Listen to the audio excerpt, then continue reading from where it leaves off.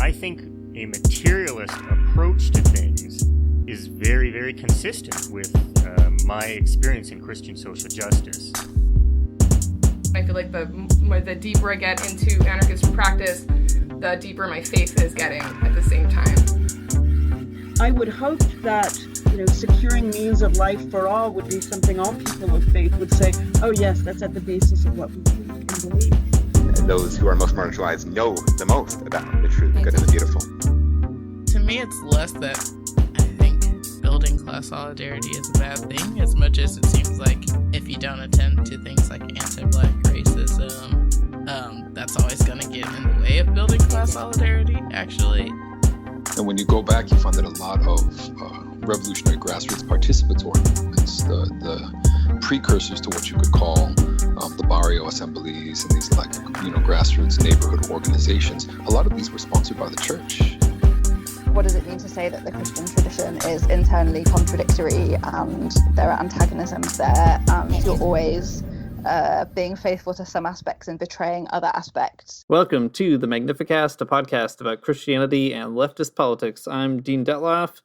I am your Canadian Catholic Communist poetry reader.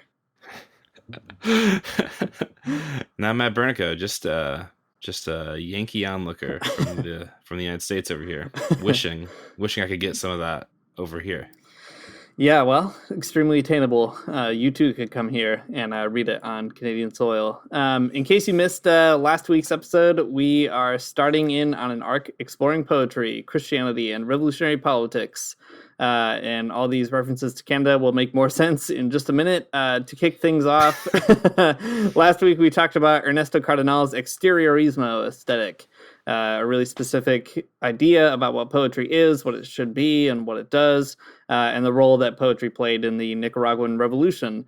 Really fun stuff. Cardenal is still my hero. But this week, we are going to take a look at the life and work of the most famous Canadian communist Catholic poet, Joe Wallace. Extremely competitive category. And he won. That's right. The key to being the most famous of anything is picking a niche that's very easy to be recognized in. For example, the Magnificast is clearly the most famous Christian Marxist podcast out there because, not a lot of competition. There is some. Faith and Capital, they're out there. That's true. Gunning for our number one spot, but don't worry, we're still out in front. Maybe more popular. I haven't checked the stats. I have no idea. That would be fine. That would be just fine. I'm okay being number two. Yeah. Joe Wallace is a really interesting person because basically nobody knows who he is in the West, but he was like one of the most famous Canadian poets in the Soviet Union and in the People's Republic of China. He, to this day, is recognized as a famous Canadian poet there. You can look up like sculptures of him and busts of him made by Soviet artists. It's really wild, but if you say Joe Wallace in Canada, nobody knows who the heck you're talking about, which is really quite fascinating. I learned about him from talking to an older member of the Communist Party of Canada who found out that I was Catholic, and he said, well, surely you haven't heard of this person, but you should. So he was right. To get ready for this episode, we read a really neat article called The Canadian Worker Poet, The Life and Writings of Joe Wallace by James Doyle. And we also read a very out-of-print collection of Joe Wallace's work titled Joe Wallace Poems. It's an anthology that I bought from the Communist Party of Canada. They still have like 3 copies, so get them while they're hot. We want to explore a little bit of Wallace's life and biography and also some of his poetry to try to draw out maybe some different ideas that he has about aesthetics, very different from Cardenal, for example, and also think a little bit more about the intersection between Christianity and poetry and radical politics. So we'll start on that in a minute, but before we get there, as always, Matt, I've heard you've been hard at work in the Reddit mines, and you've come up with a gem or two. What do you have for us today? That's right. Yeah, I've got 2 of them, and they're just both so... as gems go, just beautiful, radiant. Stunning, radiant, semi-precious for sure.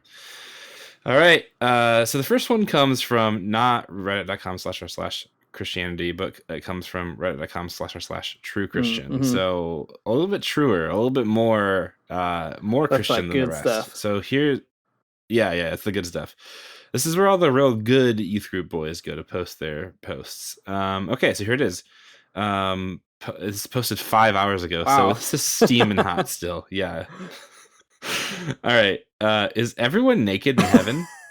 God created Adam and Eve without clothes. Sin led them to wear clothes. So, will Jesus come back naked? Will heaven and the new earth be a nudist paradise? Wow. Dean, answer this question, please. We can only hope. Am I right?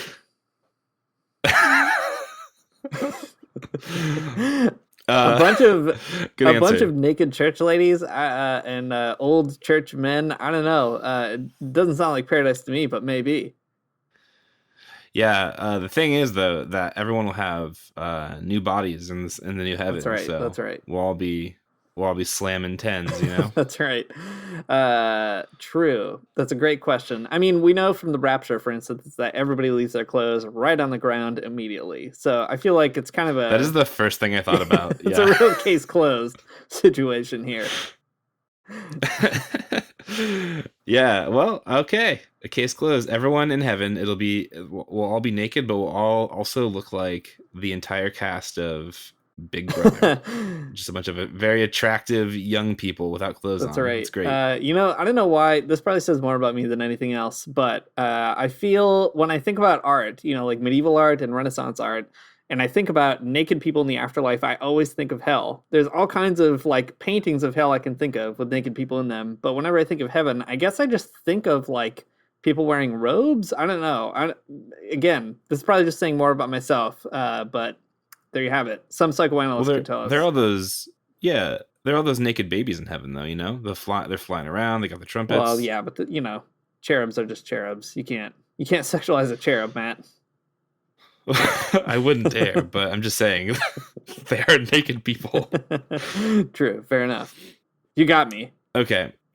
Yeah, I did. Finally pulled them over on you.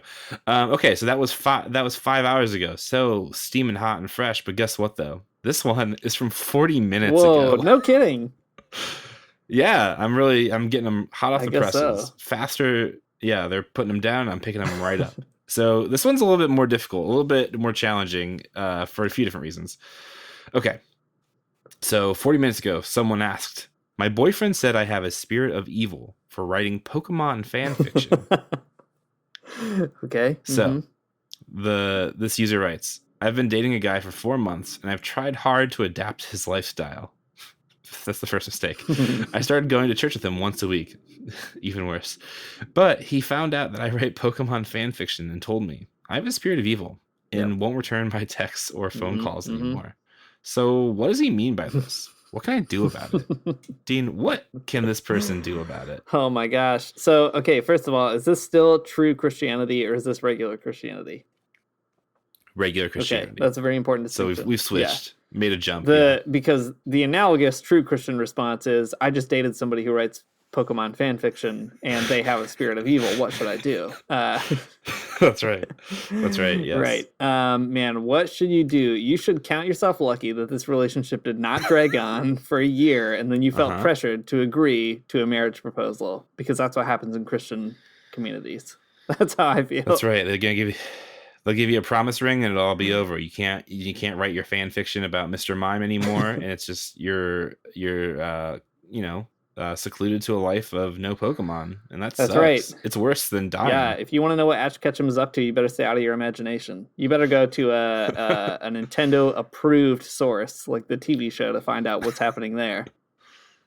That's right. But Dean, what would you say if this person really wanted to get back with their boyfriend? Right. Like how could you overcome? So like, what if you were a teen relationship counselor? What would you say to these two star-crossed lovers? I would counsel just deep immersion therapy. The boyfriend needs to be surrounded by Pokemon.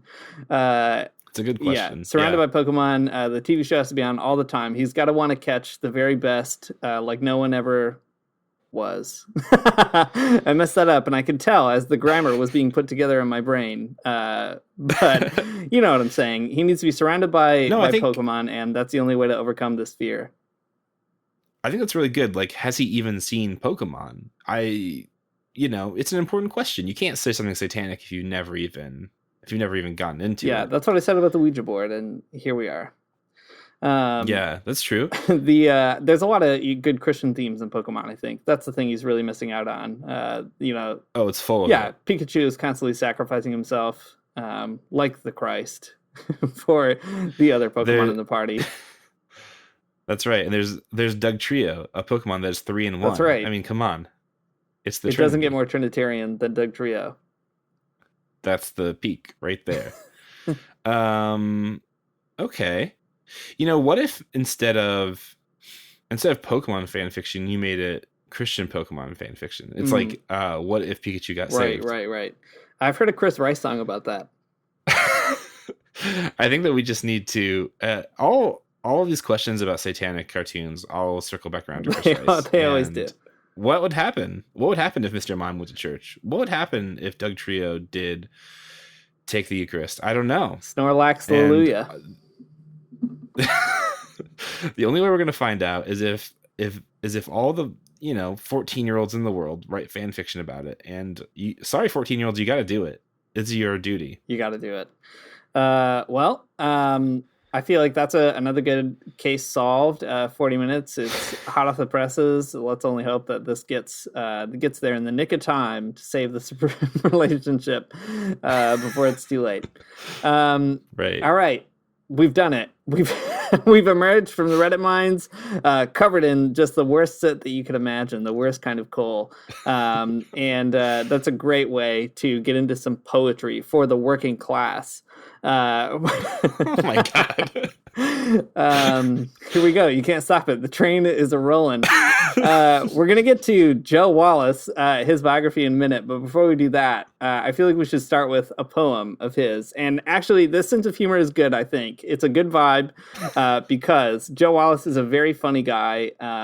So if last week when we were talking about Ernesto Cardenal, there's a certain humor that peeks through, but it's also very serious. He's a very serious poet doing serious poetic work, etc. Joe Wallace is kind of the opposite. He's like, I don't know, we'll talk about this in a moment, but he had this idea that if you really want to connect with the working class as a poet, you've got to write some stuff that's very accessible, stuff that rhymes, stuff that has a certain rhythm that you could just pick up and get. And boy, does he achieve that, I think. So this is not the cheesiest one, but it is a good one because it kind of gets the themes on the table. So Matt, I'll go ahead and read this, and then maybe you can lead us into the biography afterwards. Does that sound like a good way out? Yeah, sure. Okay. Yeah, you can read it. I'll do a live react, and we'll just kind of get in there. We'll get into the rest of the biography. Perfect. This is our unboxing audio of this particular poem. So this poem is called Catholics and Communists. It goes like this. I know that differences abound, the one of faith is most profound, but leaving these perforce apart, no barrier reef holds heart from heart. St. Thomas More, to prove my point, I bring two famous men in, Utopia's author, now anoint, would be at home with Lenin. And lately scanning history's page with eyes grown dim from tears or age, this is the vision that I had, St. Joan of Arc at Stalingrad. Snapping. I'm hearing a lot of snaps. Yeah. Snap. Yeah. Man, it's simultaneously very good and also very silly. Yeah. And I love that about it. It's a great poem, I think. It's actually really good. Like, it's really fun because although it is cheesy, that's kind of a part of it. And I think that's great. But it is also a bit profound. Like, there's all these goofy rhyming couplets.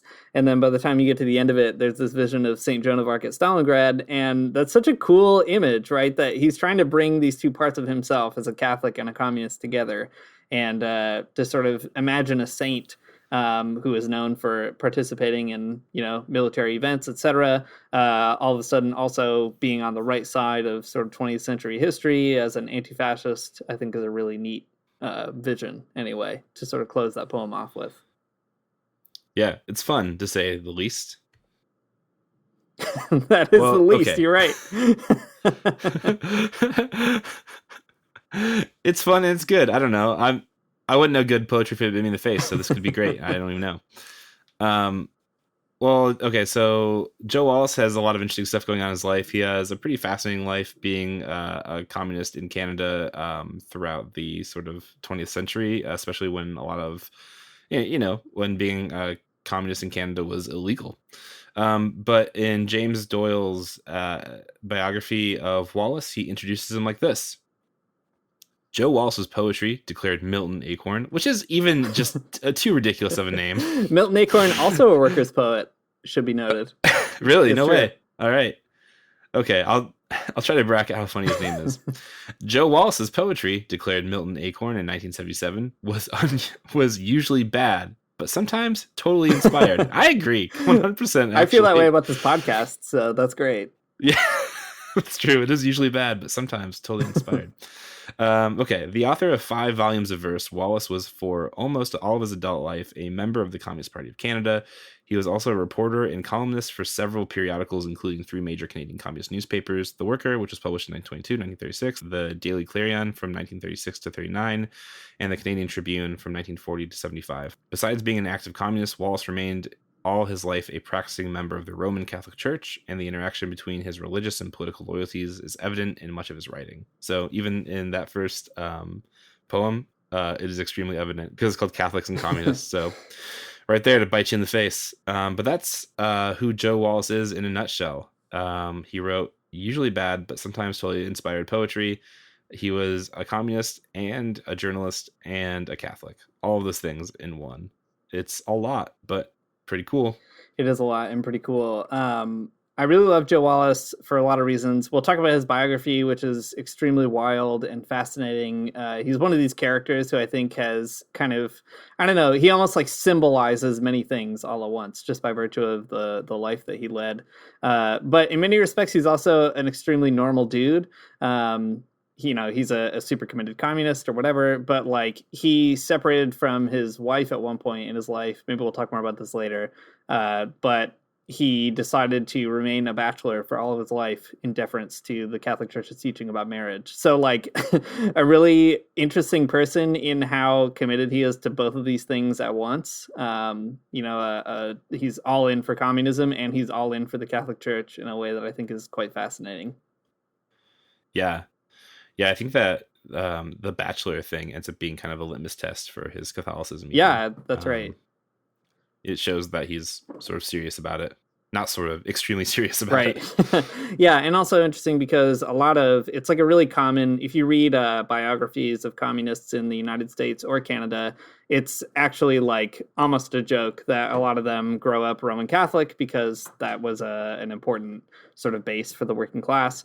They grow up Roman Catholic and then eventually they, renounce their faith and they find a new faith in the communist movement or whatever. And the fact that Wallace decided to stay in the faith in his own way is kind of a testament to how important it was because so many other people just, moved on. We should talk a little bit about also, as we kind of get into his biography here, basically why he matters insofar as someone would want to write an article about him, let's say. So he had a pretty strong international importance. Like I said earlier, he was pretty well known in the Soviet Union and China. And here is how Doyle puts it. He says, although Wallace was little known in Canada except among members of the Communist Party, he was probably the most famous Canadian poet in Eastern Europe and China from the 1950s until well after his death in 1975. This lack of honor in his own country is partly attributable to the same political bias that prompted many people in Canada to ignore Norman Bethune until his fame in China forced him on his country's attention. A little bit of background there, maybe. Norman Bethune was a Canadian doctor, a member of the Communist Party of Canada. He went to the fight in the Spanish Civil War. Well, he served as a doctor there, and then went to China during the revolution, served as a doctor there, and was ultimately killed in battle, and he's a national hero in China. Like Mao wrote a poem about him. Here in Toronto, there's a statue of Norman Bethune that was funded by Chinese donors, for instance. So he's a huge deal in China, but like nobody knows who that statue is in Toronto unless you're a communist.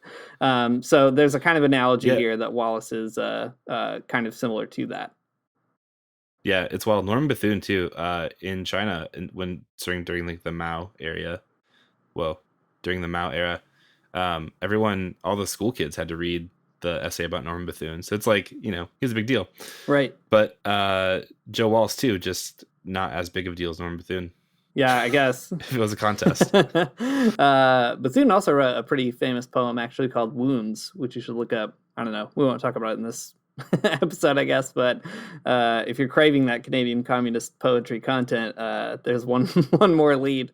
But yeah, the point about Wallace is really interesting. I think that he had this fame in the communist world and in Eastern Europe and China, but that fame was not enjoyed at all in his home country or country of birth.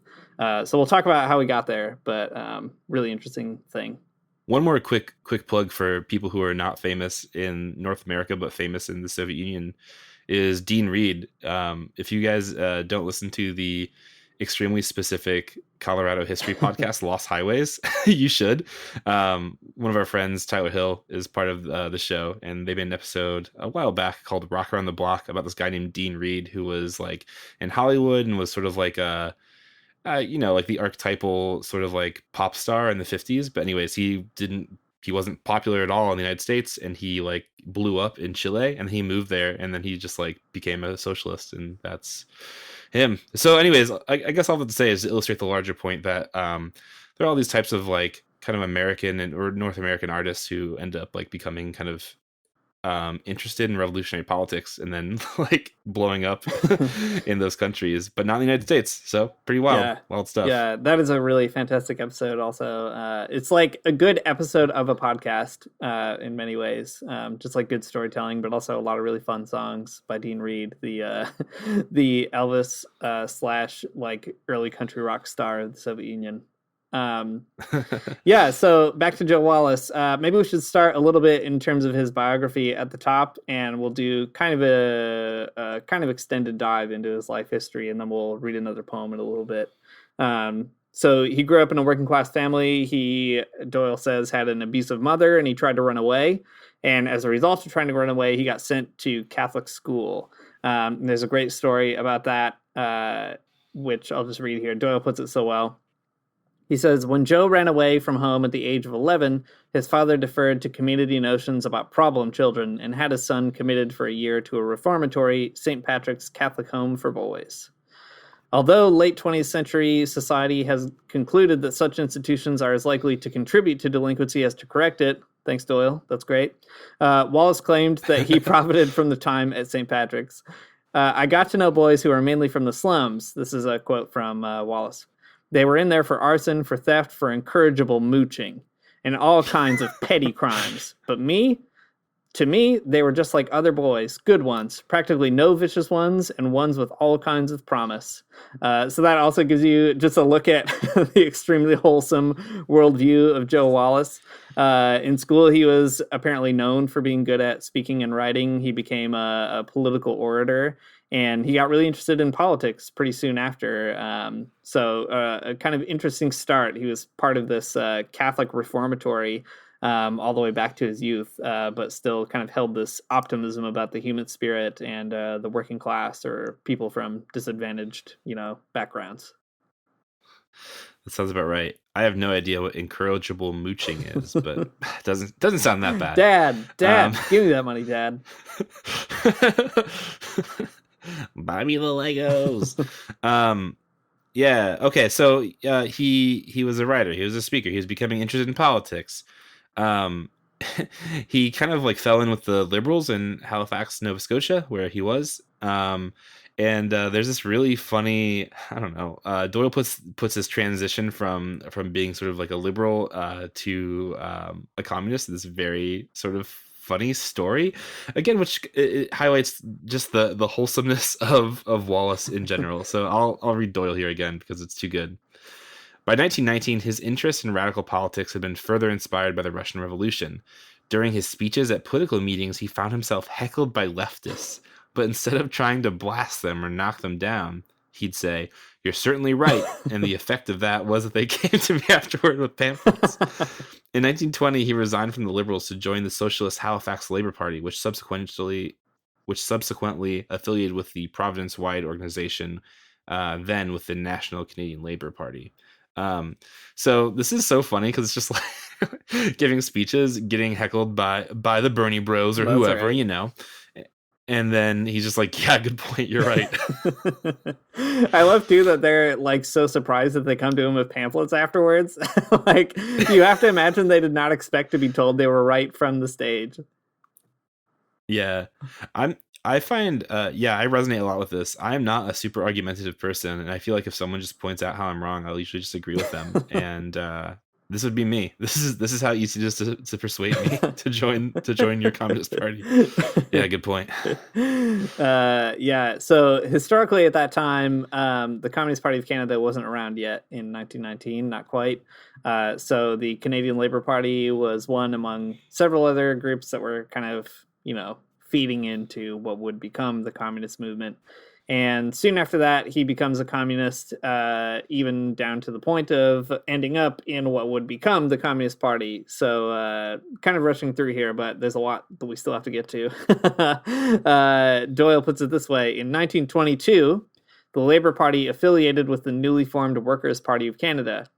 The Workers' Party of Canada was the public front of the Communist Party of Canada, which at its inaugural meeting in 1921 had been established as a clandestine organization in accordance with current policy of the Communist International.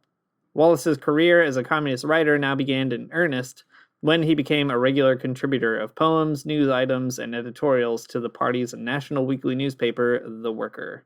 So he's starting to already have a sort of institutional shift. He's thrown in with the communists by 1922. Also a pretty important year, right? Because stuff in the Soviet Union is really starting to settle down in the 20s, or at least they're not fighting the Civil War like they were. Things are starting to chill out there. The communist movement is really energizing around the world. So it's a big deal that he enters the party kind of in the midst of all that. Yeah, totally. A couple decades later, Canada passed the War Measures Act, which is not great. It allowed for communists to be imprisoned. So there you go. Joe Wallace was detained and moved around in the early 40s. Although in his 50s and suffering health problems, Wallace was defiant in captivity. On the occasion of an inspection of a camp by a British official, the commandant referred to the prisoners in Wallace's hut as enemy aliens. And then Wallace said, "We're not enemy aliens. We're Canadian anti-fascists." Good one. For his alleged breach of discipline, he was put in solitary confinement, sparking an inmate protest which ended only when soldiers were called in and given orders to shoot if the protesters did not disperse. His first volume of poetry, Night is Ended, was then released in 1942, the same year he was released from prison.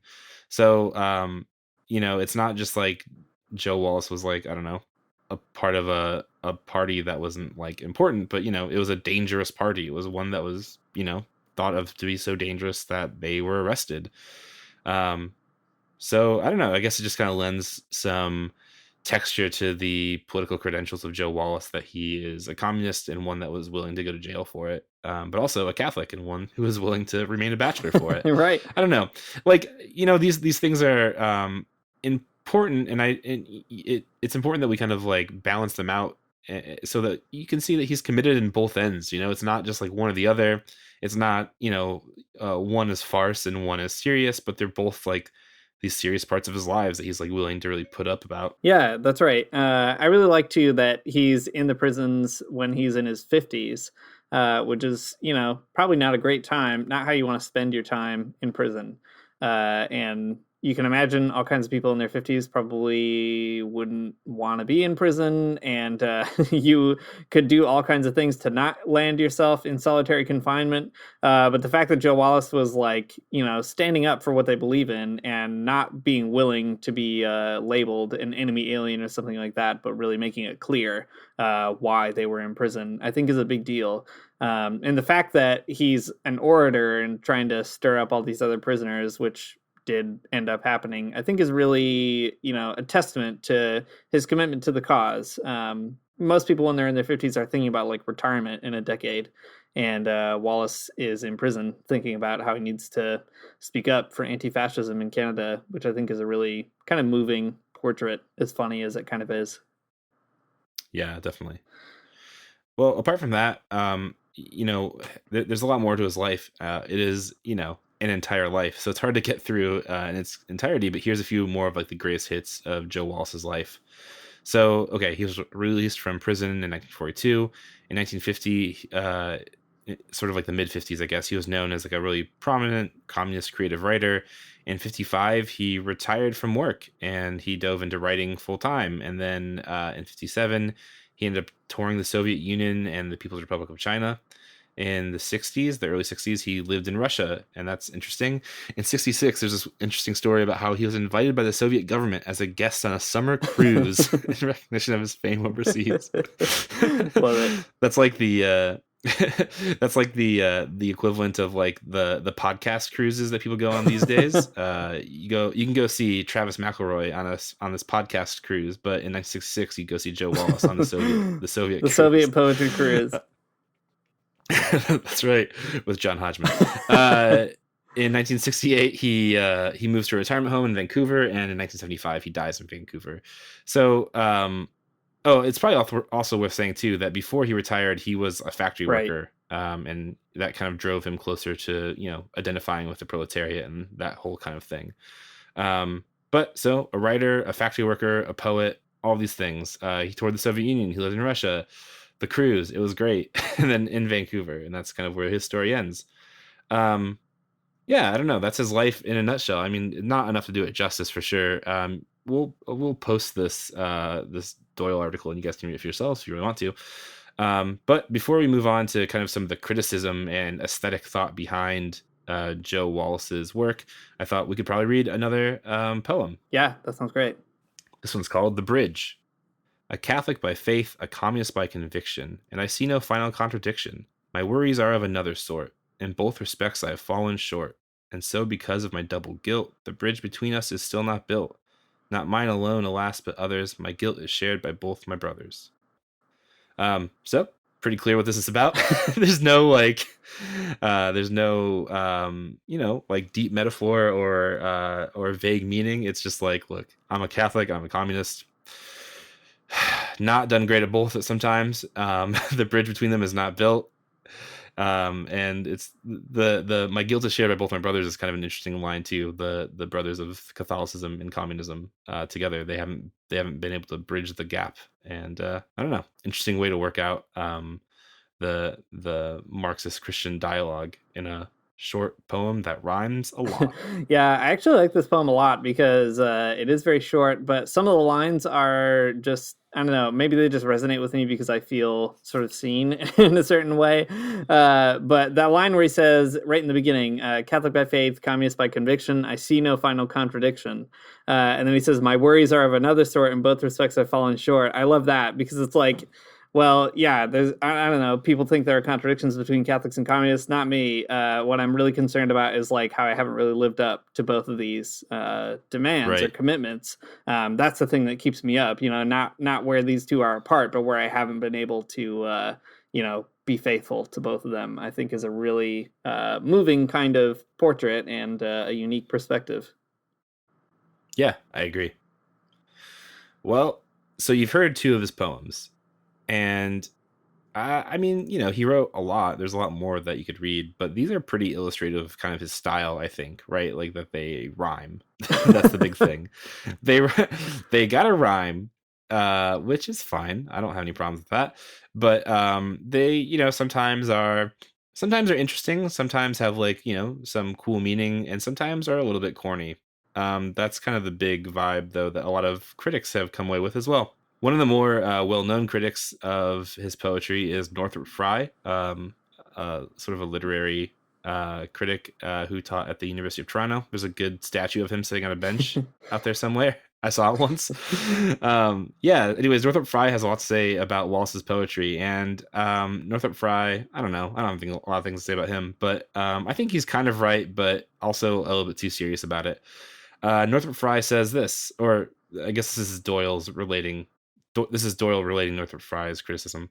Northrop Frye described the poetry of All My Brothers, which is this is from a Joe Wallace poem, as written in a familiar communist idiom, sometimes labored, especially in the Yankees Go Home passage, sometimes corny, but sometimes clear and precise, deriving much of its strength from the sheer intensity of the Marxist view of the capitalist world. Okay, so this is Northrop Frye. Okay, sometimes it's corny, sometimes it's not.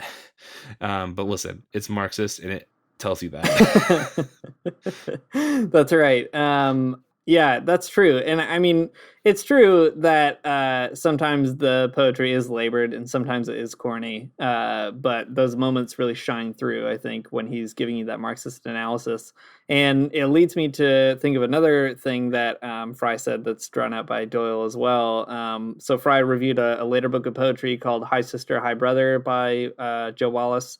And he says the book looks at first like naive verse, but at a second glance indicates that a skillful and astute versifier is only pretending to write naive verse.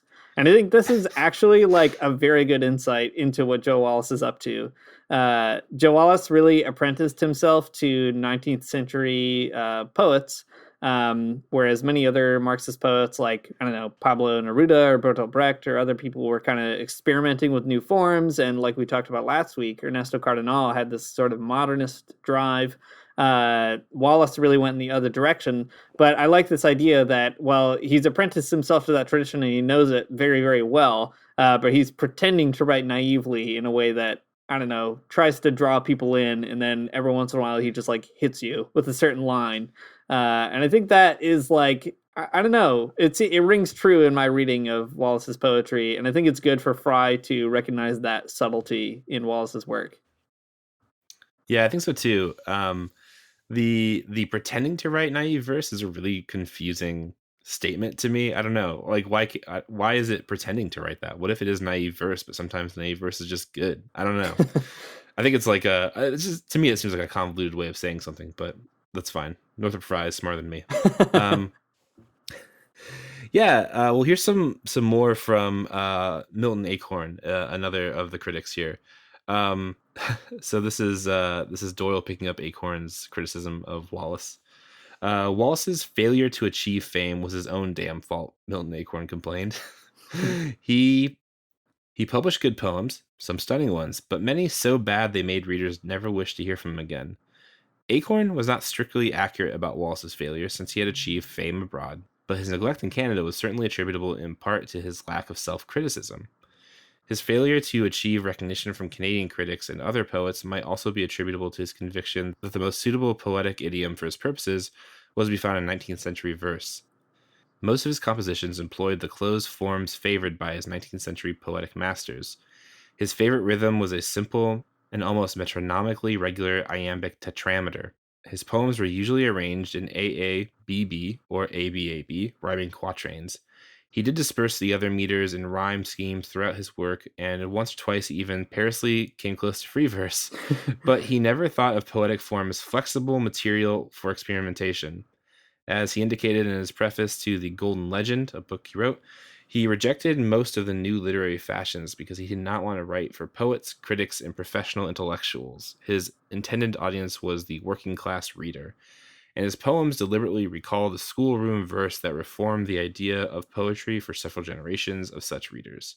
Okay, that was kind of a long quote and tricky for me to read in some places because I'm not used to talking about poetry and tetrameter. But it's important because it gets kind of some of the aesthetic ideas behind Wallace's work out, right? It is kind of corny and rhymey and, also good because it's not for people like Northrop Frye. It's for people who work in factories. It's for people who work elsewhere. It's for people just to, pick up and read and enjoy and not have to not have to be Northrop Frye to kind of get into. Yeah, I mean, it's interesting. I mentioned Cardinal a moment ago, but it's interesting to compare this with Cardinal's theory of poetry because, Cardinal was doing this really experimental thing. He was trying to do a documentary style of poetry that he thought kind of split the difference, I think, between really avant-garde, weird stuff, but also accessible stuff, right? Like Cardinal said he wanted to write so that he could be read, so that people could understand what he was saying, but that didn't hold him back from experimenting with poetry as a form. But Joe Wallace is kind of similar, right? He writes poems that he wants people to be able to read, but as a result, he goes back to these 19th century kind of poetic strategies because it's also, I don't know, like an easy thing to read, even in terms of the rhythm. It gets stuck in your head. Maybe it's easier to memorize or think about more. Both of them are trying to write for average people or, people for whom the revolution might be meaningful. but they go in completely opposite directions when it comes to thinking about how Yeah. you should write poetry. And it's not altogether like wrong-headed to go that direction either. I'm trying to think of like, my dad. He was like a worker kind of guy. He worked not in a factory, but something kind of like that. And if I asked him to read poetry, he'd be like, well, first, no. Second, if I gave him poetry that was like Ernesto Cardenal, he would be like, this doesn't even rhyme, right?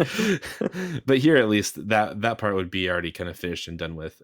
So, it maybe it hooks you in because you're expecting a rhyme, and there it is. Yeah.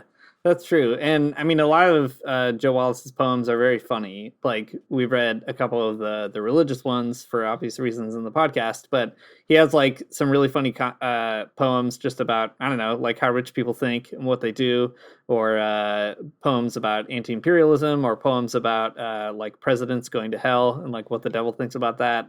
And, like he's trying to connect with a certain sensibility, like a regular, not too heady kind of person who's also not an idiot. Like, it's not that he's trying to condescend to the working class.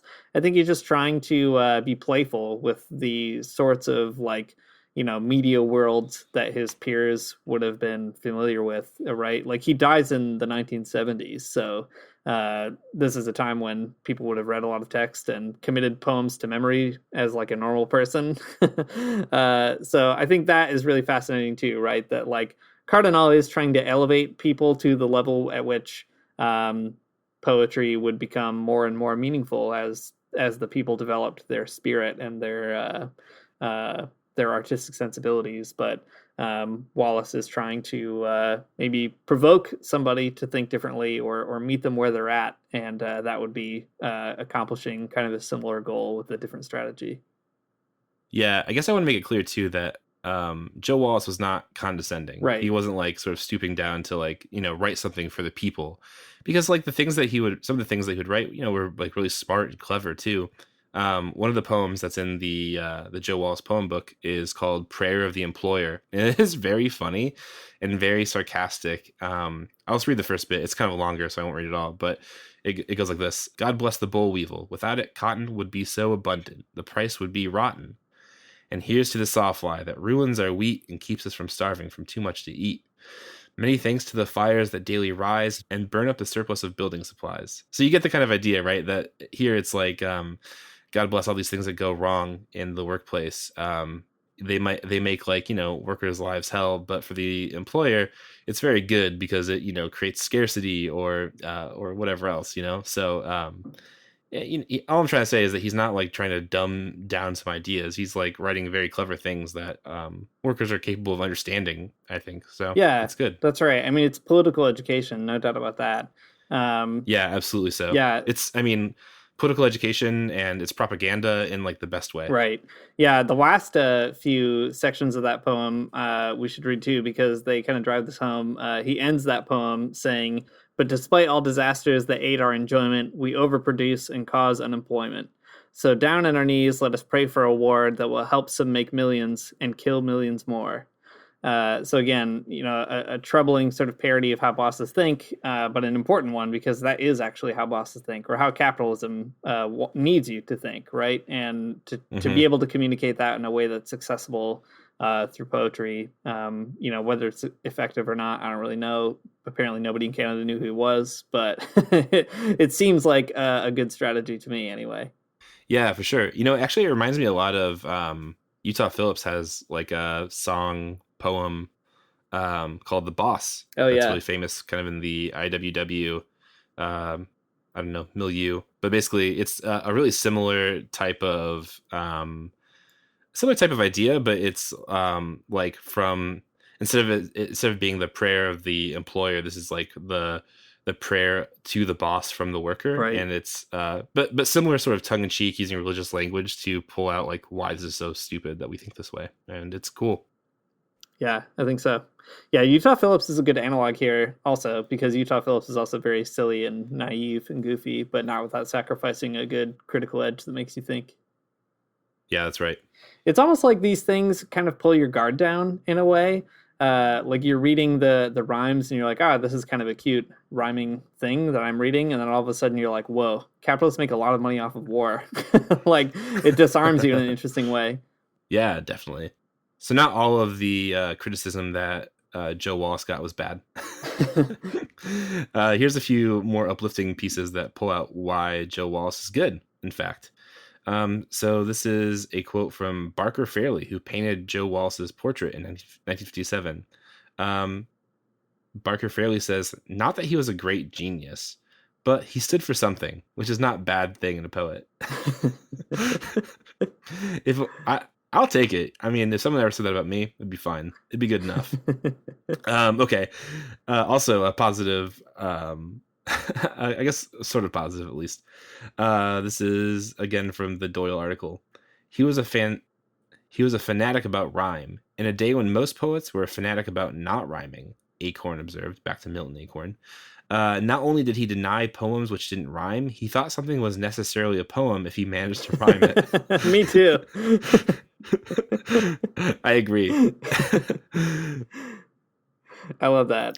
Yeah, so such an obsession with rhyming could make Wallace's work sound like a parody of amateurism, a mere recitation of discursive lines wrenched into rhyming shapes.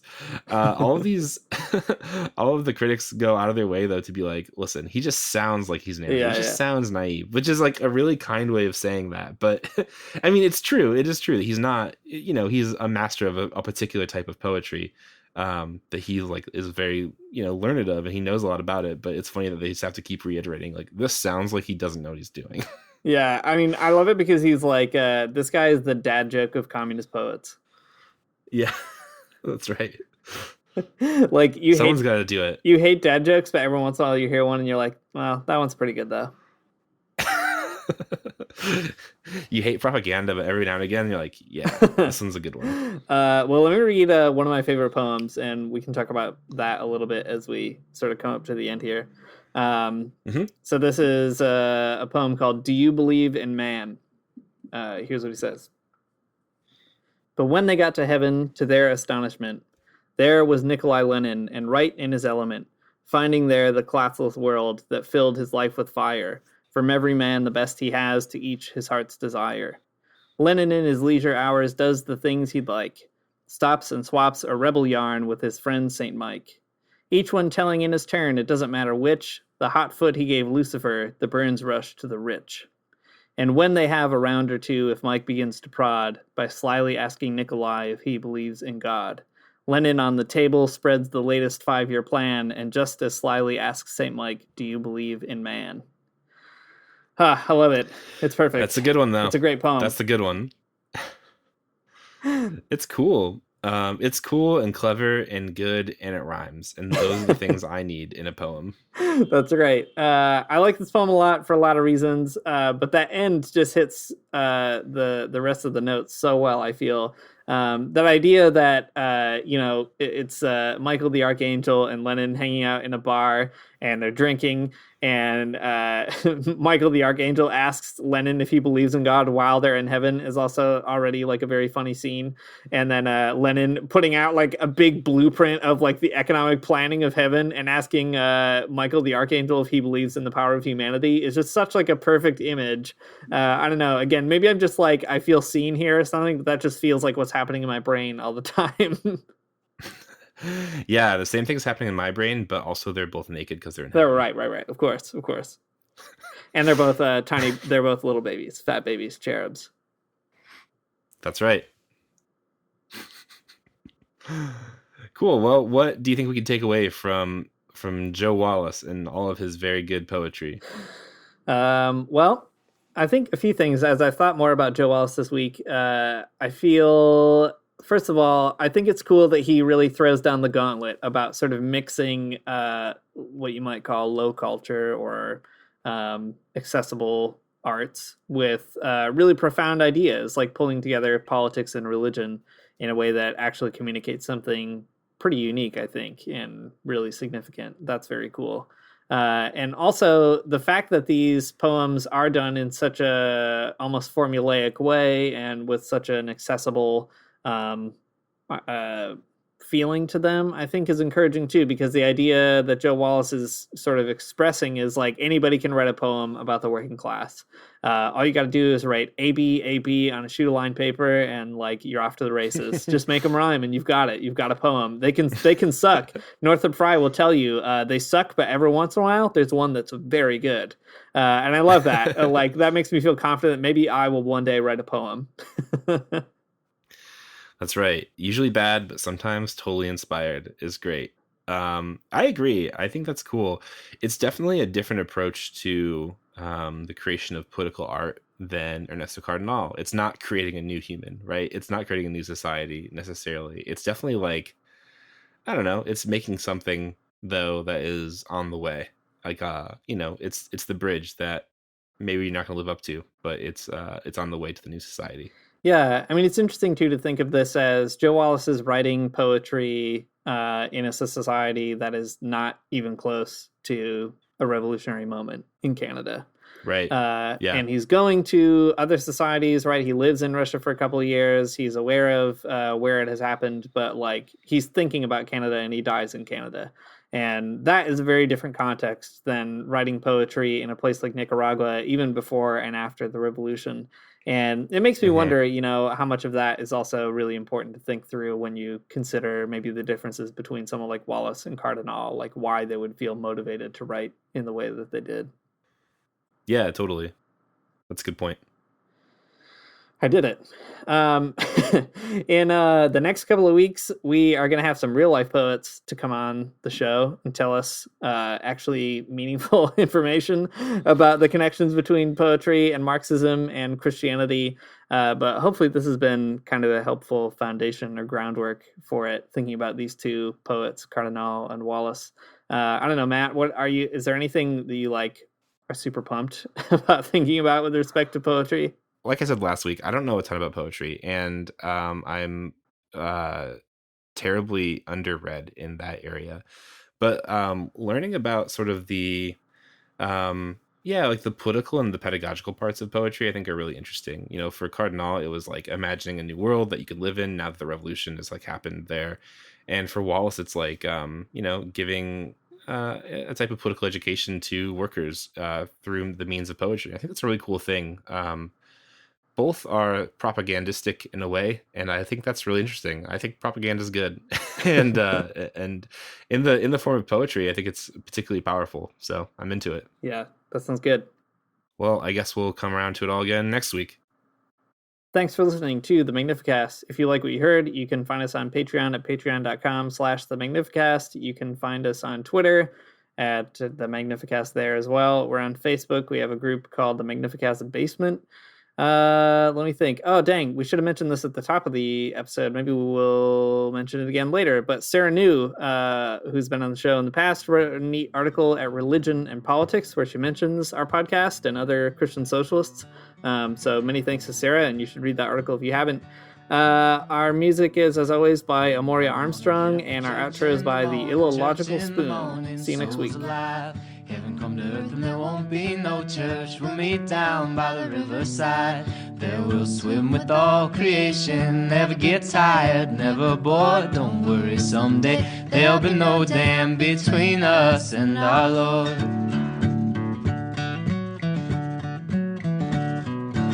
Jackson, keep your hoods up. Well, keep your hoods up and you stay up late. Jackson, you keep your hoods up. Well, you keep your hoods up and you stay up late.